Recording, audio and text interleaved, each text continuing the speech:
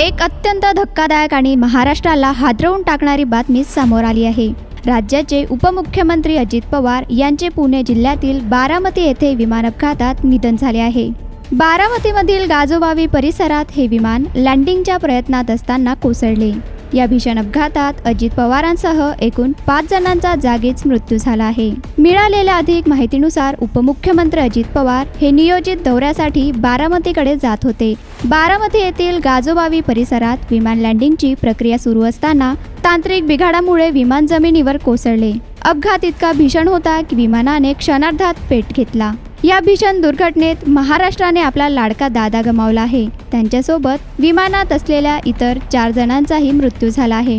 अजित पवार उपमुख्यमंत्री महाराष्ट्र राज्य, दिलीप जाधव खाजगी सुरक्षा अधिकारी, Pinky Mali flight attendant, Sumit Kapoor pilot, Sambhavi Pathak captain.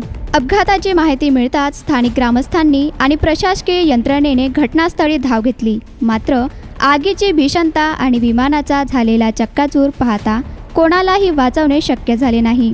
सध्या सर्व मृतदेह ताब्यात घेण्यात आले असून प्रशासनाकडून पुढील तपास सुरू आहे। अजित पवार यांच्या जाण्याने महाराष्ट्राच्या राजकारणातील एक धगधगते नेतृत्व हरपले आहे। प्रशासनावर पकड असलेला आणि विकास कामांचा धडाका लावणारा नेता अशी त्यांची ओळख होती। या घटनेमुळे बारामतीसह संपूर्ण महाराष्ट्रावर दुःखाचा डोंगर कोसळला आहे। या घटनेचे अधिक अपडेट्स आणि पुढील माहितीसाठी पाहत रहा न्यूज 81।